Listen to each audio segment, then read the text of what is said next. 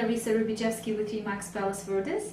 I'm Mike Bjork, I'm with First Cal Mortgage, and welcome to South Bay Market Reports. Thank you very much for joining us. Today we're going to be talking about short sales, very ugly reality of today's real estate life. Not only about short sales, but position of the seller in this short sale situation, and the seller who's occupying the property as a prime residence.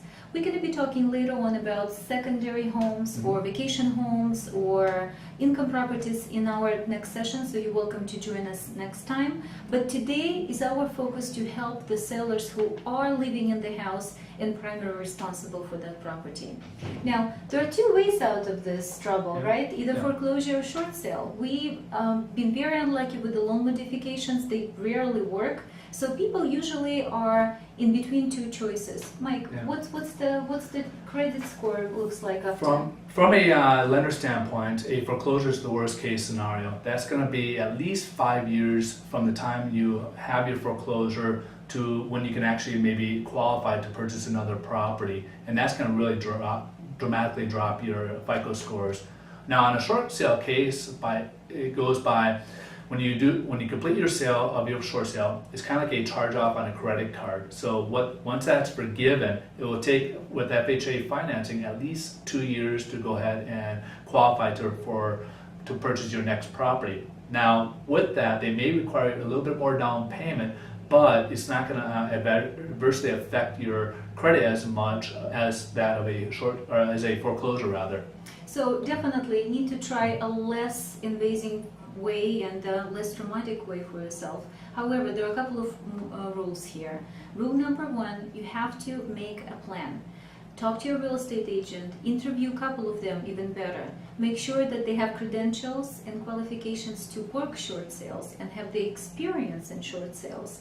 Also, do speak to your attorney and your CPA because there are consequences out of this after the closing. Very important, and make sure that you stick to the plan, you have your goal, and really make sure that you're working on that with all the team that you have. Number two, I know you're underwater. I know that the property is upside down. Most likely it has some deferred maintenance items. It's so important for the buyer to come and see not a fixer-upper, but something that he can move in or at least not to spend too much money on. So please, if that's possible at all, make sure that you maintain your home. Make sure that it's presentable to the buyers because that's going to help you in two major things. Number one, buyers will appreciate it more, meaning that they will give you more money for it, hopefully in a couple of offers or multiple offers. And number two, if the lenders see higher number on their books, they will be willing to negotiate with you better and quicker. So quite important.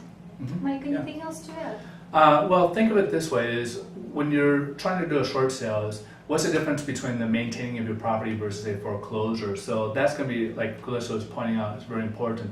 Now, also, if you can maintain the payments on your mortgage, that can also help you out because it'll be when you actually complete the short sale, your credit scores will have very nominal effect because most of your negative marks are going to be based on the mortgage payments, and by not having those mortgage payments paid on time or not making those payments, that will affect your credit scores more so than just the short sale name itself.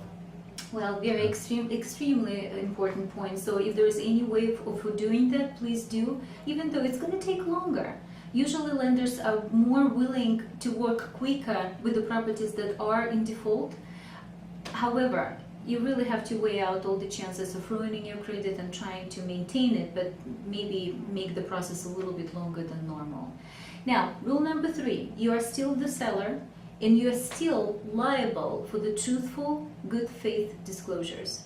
If the buyer doesn't care if you are gone or underwater or in all sorts of trouble, they still can come back to you and sue you for non-disclosures or wrongful disclosures or even inaccurate disclosures. So make sure that you consult your real estate agent, make sure that you do your seller's due diligence.